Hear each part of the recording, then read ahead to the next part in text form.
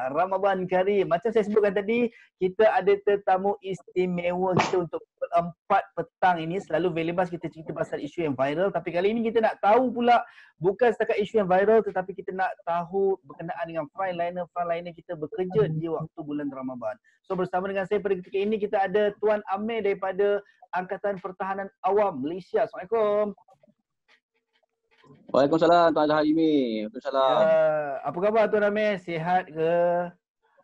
Alhamdulillah diberi kesihatan yang baik lagi hari ini, alhamdulillah. Alhamdulillah, Masya Allah. So kita rasa sangat teruja dapat bersama dengan frontliner kita lah. So kita nak tanyalah, macam mana Tuan Amir setakat ini sepanjang tempoh PKP hampir 2 bulan ini, adakah memang di luar, maksudnya bertugas sahaja ataupun ada juga jadual-jadual tertentu? Baik Tuan, saya cuba cerita secara ringkas untuk makluman Tuan dan juga seluruh pendengar. Saya telah bertugas di pusat kuarantin lebih kurang selama 1 bulan. Lebih kurang 1 bulan. Dan di musim, kita panggil musim lah, musim COVID sekarang ni, APM bergerak bertugas di pusat kuarantin di seluruh Malaysia. Baik, untuk melaksanakan tugas-tugas sekretariat selaku sekretariat pengurusan bencana. Cuma fokus sekarang ni kepada jenis wabak ataupun virus lah, sekarang ni virus COVID. Okay. Di mana APM adalah bertindak selaku sebagai ketua penyelaras di setiap pusat kuarantin ataupun QS kita panggil, quarantine station. Seluruh Malaysia. Di seluruh Malaysia Tuan. Okay. Dan untuk pengetahuan juga, pihak Tuan dan juga semua pendengar-pendengar, saya kini ditugaskan di quarantine station ataupun pusat kuarantin Everly, Everly Putrajaya. Okay. Dan hari ini adalah merupakan hari yang ke-12 penugasan saya di sinilah. Okay, hari yang ke-12. Okay. Maksudnya bertukar-tukar Tuan sebelum ni di sebulan di pusat kuarantin yang lain, kemudian ditukarkan kepada tempat lain pula. Ya, so sebelum ni saya ditugaskan di pusat kuarantin MSN Bukit Jalil. Lebih kurang 2 minggu di sana. Kemudian ditugaskan ke Putrajaya. Putrajaya ini adalah tempat penugasan saya lah. Ataupun pejabat penugasan saya adalah di Putrajaya, APM daerah Putrajaya. Baik, insyaAllah. Tuan Amir, kejap lagi kita nak tahu juga daripada Tuan Amir. Maksudnya bagaimana cara APM. Ni kita dah masuk bulan Ramadan dan kalau masyarakat kita ni rata-ratanya terdapat segelintir yang macam yelah, ada yang rasa galat kan sebab Ramadan kali ni tak dapat nak imarahkan masjid, Ramadan kali ni tak dapat nak berjemaah di surau. So semua kena di kuarantin ataupun PKP di rumah masing-masing. So kita nak tahu juga macam mana dengan pelaksanaan kerja APM di bulan Ramadan ni kejap lagi. Boleh betul Boleh Tuan. Kita masih lagi bersama dengan Tuan Amir daripada Angkatan Pertahanan Awam Malaysia. Assalamualaikum Tuan. Waalaikumsalam Tuan. Sebelum tu kita nak ambil kesempatan lah ucapkan selamat menyambut Ramadan Al-Mubarak. InsyaAllah. Ya, sama. Baik Tuan, kita dah tahu juga berkenaan dengan tadi kita dah tanya berkenaan dengan SOP ataupun cara kerja pihak APM, Angkatan Pertahanan Awam Malaysia selaku frontliner juga bagi menjaga keadaan ataupun keselamatan rakyat Malaysia daripada terjangkiti dengan jangkitan wabak COVID-19 ini. So bagaimana cara kerjanya bila masuk dalam bulan Ramadan? Adakah sama seperti sebelumnya ataupun dia akan ada sedikit perubahan dan macam mana? Silakan. Baik Tuan, saya respon sikit. Berkaitan dengan kita punya tanggungjawab, berkaitan dengan kecemasan di dalam talian 999, penugasan masih lagi sama, dari segi keanggotaan dan penugasan masih lagi sama lah. Cuma di musim sekarang ni di COVID-19 ni, penugasan saya cerita berkenaan dengan pusat kuarantin Tuan. Di pusat kuarantin kita ada sedikit perbezaan dari segi aturan masa untuk menghantar makanan. Betul Kalau sebelum ni pukul 6 pagi kita deploy untuk hantar makanan. Pada bulan Ramadan kita awalkan untuk bersahur pukul 4 pagi dah kita start untuk penghantaran makanan kepada penghuni lah ataupun PUS. Person under surveillance. Okay Tuan. Dan juga ada perbezaan sesetengah tempat kalau kata pusat kuarantin di hotel, di mana APM akan bekerjasama dengan staf hotel untuk penghantaran makanan. Tetapi berbeza kalau di tempat yang bukan hotel lah, di mana penugasan untuk hantar makanan adalah 100% daripada tenaga anggota APM sendiri untuk menghantar makanan. Itu dia. Baik. Okay, Tuan, itu cuba sedikit lah antara beza Ramadan dan Ramadan. Baik, insyaAllah. So, Tuan Amir, kalau tadi kita dah tahu bagaimana pihak APM sendiri menjadi person in charge untuk stesen-stesen kuarantin di seluruh Malaysia, dan kita nak tahu juga bagaimana dengan keadaan, kalau boleh ceritakan sedikit keadaan terkini di pusat-pusat kuarantin. Kalau kita tengok statistik ataupun fakta-fakta yang dikeluarkan oleh Ketua Pengarah Kesihatan Malaysia sendiri, yang mana kes mereka yang pulih lebih tinggi berbanding mereka yang positif ataupun dijangkiti dengan COVID-19. So, bagaimana keadaan terkini di pusat-pusat kuarantin di seluruh negara, kalau boleh diceritakan sedikit dari sudut mereka-mereka yang dikuarantinkan di sana? Baik Tuan, baik. Untuk keadaan sekarang ni, keadaan semasa, alhamdulillah kalau kita tengok statistik banyak yang pulih daripada COVID-19. Jadi itu satu statistik yang baiklah untuk kita rakyat Malaysia khasnya lah.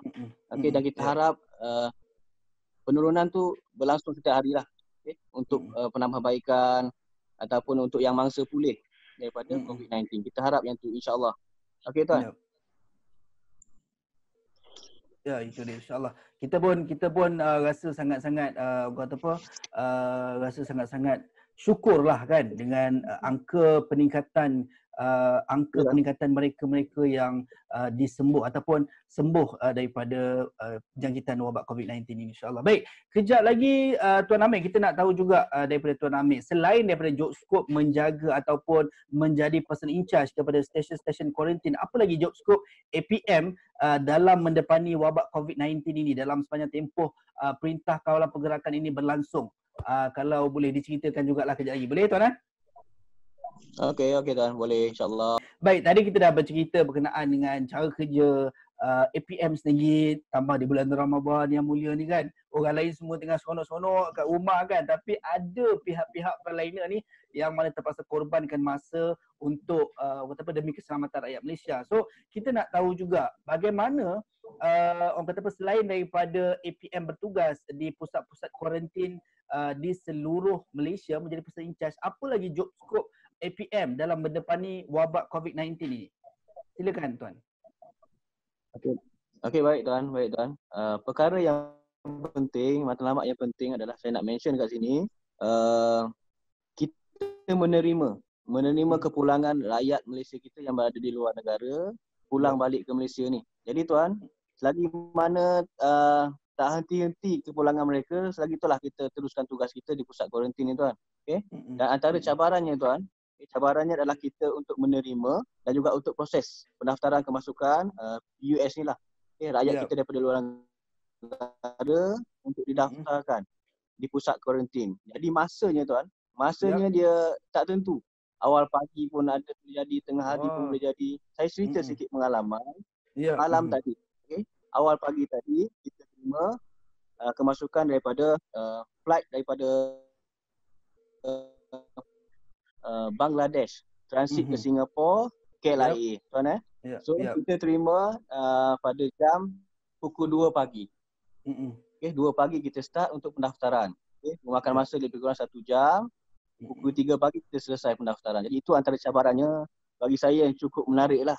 Okay, mencabar kita punya keadaan dengan masa dan sebagainya. Maksudnya kalau daripada mereka-mereka yang mungkin daripada luar negara balik ke Malaysia, so APM adalah badan yang pertama akan menyambut kepulangan mereka, betul Betul Tuan, betul. Kita lah antara yang frontliners lah, yang terima, yang menyambut mereka ni pulang ke Malaysia Tuan. Masya-Allah, itu dia. Okay, Tuan, 2 pagi orang lena di ulit mimpi tapi APM Betul kan, betul kan. Kalau kita terpaksa. Yep. Silakan Tan. pengalaman di KL, Ha. di KL pernah terima kemasukan pada pukul 3 pagi kan. Pukul 3 pagi sehingga 6 pagi baru selesai pendaftaran yang mana jumlahnya 200 lebih lah, lebih kurang. Okey. Rakyat Malaysia kita lah yang pulang daripada luar negara.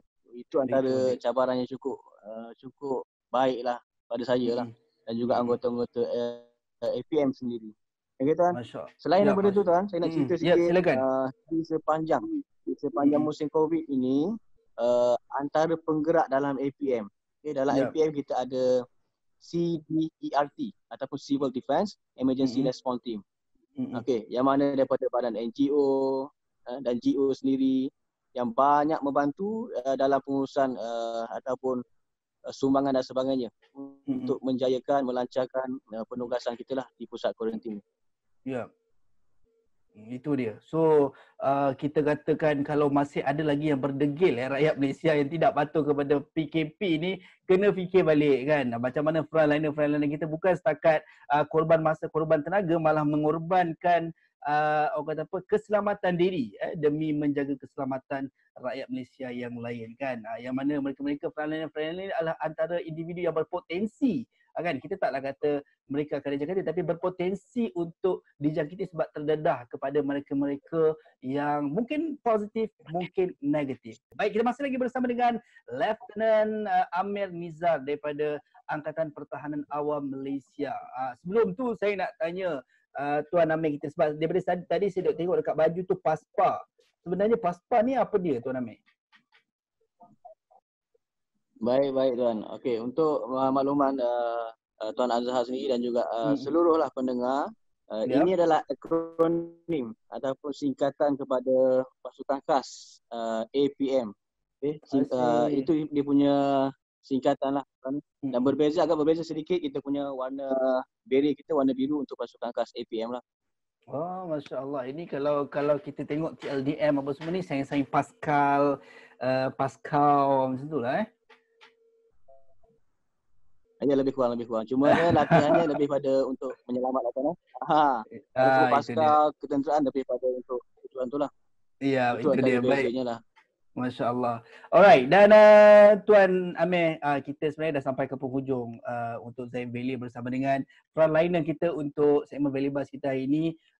Kita nak, mungkin Tuan boleh kongsikan ataupun kata-kata akhir untuk penonton-penonton kita ataupun pendengar-pendengar kita di Zayan Politik ini. Silakan Tuan. Baik, untuk semua pendengar-pendengar seluruh warga Malaysia lah khasnya.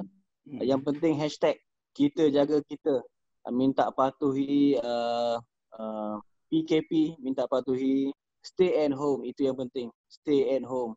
Kemudian saya minta doakan keselamatan buat semua petugas-petugas frontliner kita agar semua dalam keadaan baik, kesihatan yang baik dan boleh pulang ke rumah dengan baik lah.